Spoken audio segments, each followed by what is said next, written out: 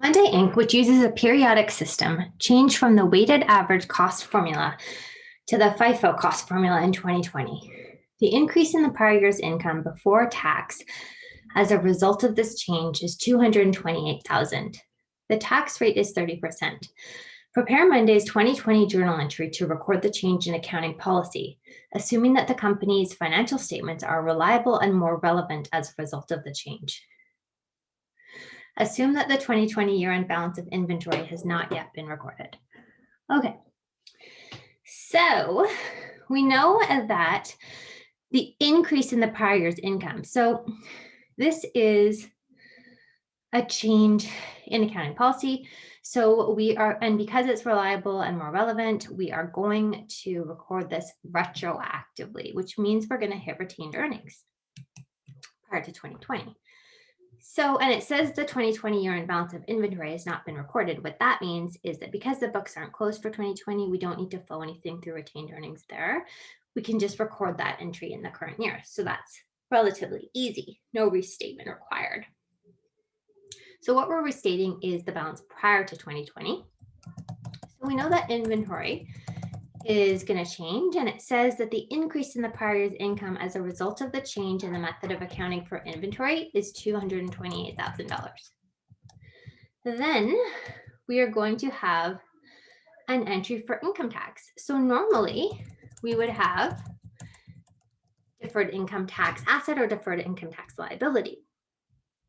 But here is an interesting one. So a nuance of accounting for inventory is that the CRA generally requires a company to use the same inventory costing method for tax purposes as for financial reporting purposes. Therefore, we're not going to have a deferred tax asset here. Instead, we're actually going to have income tax payable because here we're increasing our income. Right, so here we're increasing our income because we're changing inventory. It says it's going to increase our prior year's income. So we're actually going to owe income tax on that amount. And again, the reason for that is because the CRA requires companies to use the same method of accounting for inventory as accounting for tax purposes and for book purposes, which is different than capital assets. Of course, as we know, for capital assets, companies have different ways of accounting for them for accounting versus tax. And that's what gives rise to our deferred tax liabilities or deferred tax assets. But for inventory, we're not expecting any changes between accounting and tax. So that's why we're directly going to hit income tax payable on this change. And we are going to have the rest of it flow through retained earnings because this is a prior year restatement. So the amount that's going to flow through retained earnings is going to be the difference between the two. So we're going to have our 228 increase in income and increase in the inventory balance. Of course, this is balance sheet.